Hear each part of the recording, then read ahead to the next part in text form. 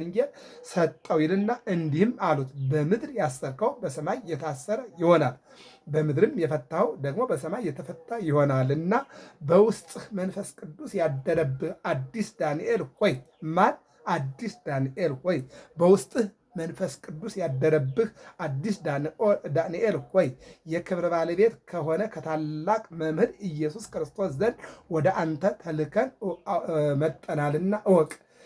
የክብር ባለቤት የሆነ ይልቁንም የክብር ባለቤት ከሆነ ከታላቅ መምህር ማን?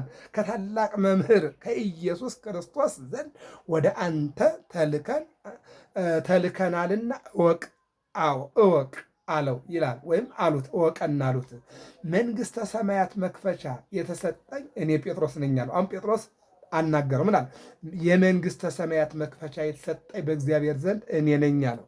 ሁለተኛም እኔም በመጀመሪያው ስብከቴ በከበረ ወንጌል ቃል አስቀድሞ ነበረ ያልኩ፣ ያ ቃል ቀድሞ ነበረ፣ ቃሉም በእግዚአብሔር ዘንድ ነበረ፣ ቃሉም እግዚአብሔር ነበረ ያልኩ በጠላት ላይ የእሳት ሰይፍ የሆነ ዮሐንስ ነኝ። ስንቱን ዋጋ ያስከፍላል። እኔ ነኝ አለና እኔ ነኝ እወቃል። ለአንተም ከክብር ባለቤት ጌታ ኢየሱስ ክርስቶስ ዘንድ ወገኖችህ ምዕመናንን በቀናች ሃይማኖት ታሳድጋቸው ዘንድ እውነተኛ አይምሮ ደግሞ ተሰጥቶሃል አለው። ክብርና ምስጋና ለአምላካችን ለእግዚአብሔር ይሁን። ይህንን አሁን የሚገርመው ነገር ይሄ ሰውዬ እያየ ያለው ማለት ጻድቅ ሲሲኮስ ነው። ይህንን ያየው ማለት ነው። ይህንም ራእይ ባየ ጊዜ ቅዱስ ዮሐንስ ቸር ታማኝ እረኛ ሆኖ እንደሚሾም አወቀ ይላል። በዚህ በዮሐንስ ወንጌል ምዕራፍ 21 ቁጥር 15 ላይ ስለ ጴጥሮስ ካህንነት ጠብቅ፣ በጎችን ጠብቅ፣ ግልገሎችን ጠብቅ፣ ጠቦቶችን አሰማራ በተባለ ጊዜ ከዚህ በኋላ ተከተለኝ አለውና እየተከተለው ሲሄድ ዮሐንስ ዘወር ብሎ የጴጥሮስ ይህስ እንዴት ይሆናል? እስከምመጣ ድረስ ቢቆይ ምን አግዶ አለው። በዚህ ጊዜ እንደማይሞት ጴጥሮስ አወቀ ይላል። እንደማይሞት ከተናገረው ተነስቶ ማለት ነው። እዚህ ደግሞ ሲስኮስ አለ። ይህንም ራእይ ባየ ጊዜ ቅዱስ ዮሐንስ ቸር ታማኝ እረኛ ሆኖ እንደሚሾም አወቀ። ጴጥሮስ ዮሐንስ እንዳይሞት በኢየሱስ ክርስቶስ ንግግር አወቀ። ሲስኮስ ደግሞ ባየው ሕልም አወቀ ይላል። ከዚህም በኋላ ቅዱስ ዮሐንስ ላይ የመንፈስ ቅዱስ ጸጋ በላይ ወርዶ አደረበትና ብዙ ድርሳናትን ተግሳጽን ደረሰ። ብዙ ቁጥራቸው የማይታወቅ ተግሳጻትና ድርሳናትንና ተግሳጽን ደረሰ። ዲያቆን ሆኖ ሳለም የቤተ ክርስቲያንን መጻሕፍት ብሉያትና ሐዲሳትን ተረጎመ። በአንዲት ሌሊትም ቅዱስ ዮሐንስ ሲጸልይ የእግዚአብሔር መልአክ በድንገት እንደ በረድ ነጭ በሆነ ልብስ ተገለጠለት። ቅዱስ ዮሐንስም ሲያየው ደንግጦ በምድር ላይ ወደቀ። መልአኩ አራያውን ለውጦ እንደ ሰው ሆኖ ታየው። ወይም መልኩን መልአኩም እነሆ አራያውን ለውጦ እንደ ሰው ሆኖ ታየው እንጂ ወዳጄ አዲስ ዳንኤል ሆይ አትፍራ። መልአኩ አራያውን ለውጦ አዲስ ሰው ሆኖ ታየው። ምን አለ? ወዳጄ አዲስ ዳንኤል ሆይ አትፍራ፣ ተነሳ አለው። ቅዱስ ዮሐንስም ልቡ ተጽናንቶ ጌታዬ አንተ ማነህ? ግርማህ አስፈርቶኛልና አለው። የእግዚአብሔር መልአክም ትሰራው ዘንድ የሚገባህን ልነግርህ ወደ አንተ እግዚአብሔር ልኮኝ መጥቻለሁ። አንድም ከእግዚአብሔር የተላኩ ነኝ።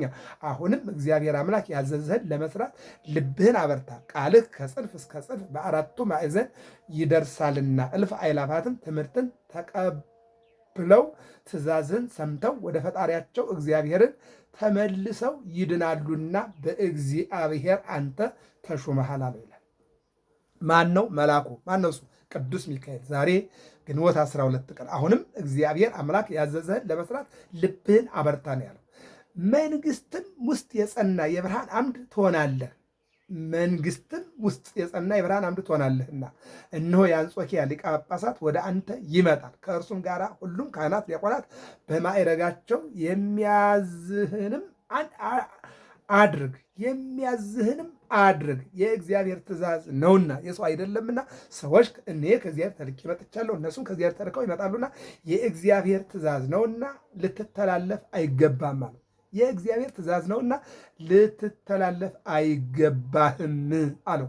ከዚህ በኋላ ያ መልአክ ለአባ ፊላታኖስ ተገልጦ ቅዱስ ዮሐንስን ቅስና እንዲሾመው አዘዘው። በማግስቱም ሊቁ አዎ እነሆ የሚሆነውን ነገር ከእግዚአብሔር ይጠብቅ ነበርና ሊቁ ዮሐንስ አፈወርቅ ጳጳሳቱ ወይም ደግሞ መጡ። አንድም ሊቀ ጳጳሳቱ መጣ፣ ከእርሱ ጋርም ካህናት አሉ። ይህን ቅዱስ ዮሐንስንም ይዞ ጳጳሱ ወይም መነኮሳቱ ከጳጳሱ ጋር ሆነው ቅስና ሾሙት። አንድም ካህናቱን ይዞ ሊቃውንቱን ይዞ ጳጳሱ ዮሐንስን ቅስና ሾመው ይላል። ምክንያቱም ሊቀ ጳጳስ ወይም ጳጳስ ካጠገቡ ኤጲስቆጶሳት፣ መምህራን፣ ሊቃውንት አሉ። አንዱ አቅራቢ፣ አንዱ ፈታኝ፣ አንዱ ደግሞ የተለያየ ስራ አላቸው። ዋናው ስራው የሚሰራው በሊቀ ጳጳሱ ይሁን እንጂ ከሳቸው ጋር በቀኝም በግራም አብረው የሚያግዙ አሉ ማለት ነው። በሌላ መልኩ ጳጳሳት አንዱ ጳጳስ ክህነት ሊሰጥ ሲል በግራም በቀኝም ሌሎች ጳጳሳትም አብረው ይሄዳሉ። 4 5 ጳጳሳት እስከ 10 እስከ 20 ድረሱ ነው። ግን እዚያ ውስጥ ክህነት የሚሰጠው አንዱ ጳጳስ ነው። ሁሉም አብረው ሆነው እዚያ ላይ ይሳተፋሉ። የቁስጥንጥንያ ሊቀ ጳጳሳትን ባረፈ ጊዜ ንጉሥ አርቃዲዎስ ልኮ አስመጥቶ ቅዱስ ዮሐንስን በቁስጥንጥንያ ላይ ሊቀ ጳጳሳት አድርጎ ሾመው። አባቶቻችን ሐዋርያት እንደሚያደርጉት በሊቀ ጵጵስናው ስራ ላይ ጸና። ሕይወትነት ባላቸው ትምህርቶችና ተግሳጾች ሕዝቡን ሁሉ የሚያስተምርና የሚያጽናና ሆነ ይለናል። በእውነት እኔም እናንተም እነሆ አንደኛ የምንማር፣ 2 በተማርነው የምንኖር፣ 3 እነሆ በተማርነው ኑረን ደግሞ የተማርነውን የምንጽፍ እንዲያደርገን የአምላካችን የእግዚአብሔር መልካም ፈቃዱ ይሁንልን። እንግዲህ የዮሐንስ አፈወርቅ ነው ብዙ መጻሕፍትን ከጻፈ በኋላና ብዙ ተአምራትን ካደረገ በኋላ የሚገርመው ነገር ትዕቢተኞችን ከእግዚአብሔር በተሰጠው ጸጋ ዝቅ እያደረገ፣ ዝቅ ያሉትን ደግሞ ከእግዚአብሔር በተሰጠው ጸጋ ደግሞ ከፍ እያደረገ ታላቅ ስራውን ሰርቶ እነሆ ምን ይላል ንጉሱ ከእርሱ ጋር ያሉት በሰሙ ጊዜ ይላል ምንድነው? እግዚአብሔርንም አመሰገኑት። ንጉሥ አዳራሽ ውስጥ ከወርቅ የተሰራ የእመቤታችን አምላክ የወለደች ድንግል ማርያም ስለነበረችና አፈወርቅ ዮሐንስ ልሳነ ወርቅ፣ ዮሐንስ አፈ በረከት፣ ዮሐንስ መልካም ተናገርክ የሚል ቃል ከእርሷ ወጣ ይላል። የጀመርንበት ይሄ ነው። ምንድን ነው የሚለው እዚህ ጋር በዓለም ላይ ያሉ በአንጾኪያ ያሉ በቁስጥንጥንያ በተለያየ መልኩ ያሉ አላውያንን እያወገዘ እያስቀረ በጣም ትልቅ ስራ እየሰራ ከቆየ በኋላ የእመቤታችን አምላክን የወለደች የድንግል ማርያም ስዕል በእሷ ውስጥ ታምሩን መጀመሪያ ላይ ተመምረነዋል። የተደረገውን ነገር ባየ ጊዜ ንጉሱ ነው የሚለው እነሆ በጣም ደነገጠና ይልቁንም ደግሞ ስለተደረገለት ነገር እሷም ባያገኛትም ንጉሱ ስዕል የእመቤታችን ስዕል ሲሰጠው ደስ ብሎት አዝዞ ይላል ወርቅ ሰሪ አስመጥቶ ለከበረ ዮሐንስ የወርቅ ልሳን አሰርቶ ለሚያዩ ሁሉ መታሰቢያ ምልክት ሊሆን አምላክን ከወለደች ከእመቤታችን ከድንግል ማርያም ስዕል ዘንድ ሰቀለው። ቅዱስ ዮሐንስንም ከዚያች ቀን ወዲህ ልሳነ ወርቅ ብሎ ጠራው። አፈወርቅም ተብሎ ይጠራል። ግንቦት 12 ቀን የዕረፍቱ ቀን ነውና የሊቁ ዮሐንስ አፈወርቅ በረከቱ እንዲደርሰን ዮሐንስ አፈወርቅ አለችው። አፈወርቅ ምንድን ነው የሚለው? በአደባባይ በጉባኤ አፈወርቅ ብላ 2 ጊዜ አመሰገነችው፣ መታሰቢያውም ተደረገለት ይላልና ይህን ሁሉ አልፎ በዛሬው ዕለት ግንቦት 12 ቀን ዕረፍቱ ነው። እስኪ አንድ መልክ እንበል። ሰላም ለዮሐንስ እንተ አብደረ ስደተ። ሙሉ ታሪኩን ባለፈው ስለተማማርነው በገብረ መስቀል ሚዲያ ገብታችሁ ማየት ትችላላችሁ። ሙሉ ታሪኩን ዛሬ ባጭሩ ነው የተነጋገርነው።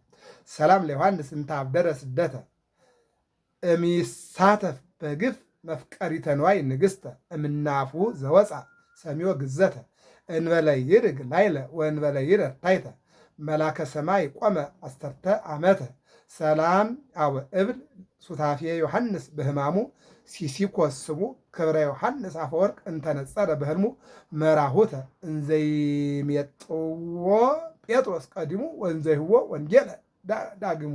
ማነው? ዮሐንስና ጴጥሮስ ማለት ነው። ምንድን ነው?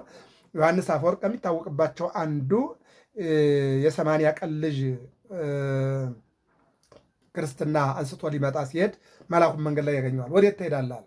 እነሆ ሕፃን ቅሰፍ ተብዬ ነው አለ። አይ ክርስትና ሳላነሳት አትቀስፍም አለና አንስቶ በሌላ መንገድ ሄደ። በ12 ዓመቱ ተመልሶ ያችል ሰርጓ ሆኖ እንግዲህ 13 ዓመት ማለት ነው። በዚያ ሲሄድ ቆሟል። ያ መልአክ መልአከ ሰማይ ቆማል። 12 ዓመተ እነሆ በዚያ ሲሄድ መልአኩ ሞነ ነው አለ። አንተ ገዝተህ ሂዳ እዚህ በኋላ ሄዶ ልጅቷን ገደለ ወይም ደግሞ እንድታርፍ አደረገ። ዮሐንስ አፈወርቅ ሄዶ ደግሞ አይ እኔ ገዝቸው ነው እንጂ በ80 ቀኗ ነበር ሊቀስፍ የነበረ በዚያን ጊዜ የመጣሁኝ አቆምኩት፣ በሌላ መንገድ ሄድኩኝ፣ እስካሁን ጠበቀኝ። አሁን እንግዲህ የእግዚአብሔር ፈቃድ ስለሆነ ነውና ይህችን ቀን ማለፍ ስለማይቻል ነው ብሎ አጽናንቶ አስተምሮ ልጅቷን ደግሞ እንግዲህ ያው ረፍት እንድታደርግ ተደርጓል ማለት ነው። በዚህ ነው እንግዲህ ምህና አለ ሰላም ለዮሐንስ እንታብደረ ስደተ የሚሳተፍ በግፍ መፍቀሪተ ነዋይ ንግሥተ እምናፉ ዘወፃ ሰሚዮ ግዘተ እንበለ ይርግ ላይለ ወእንበለ ይረር ታይተ መላከ ሰማይ ቆመ 12 ዓመተ። ገብረ መስቀል ሚዲያ ነው። ሰብስክራይብ፣ ሸር፣ ፎሎ አድርጉ። ሰላም እግዚአብሔር ከሁላችን ጋር ይሁን።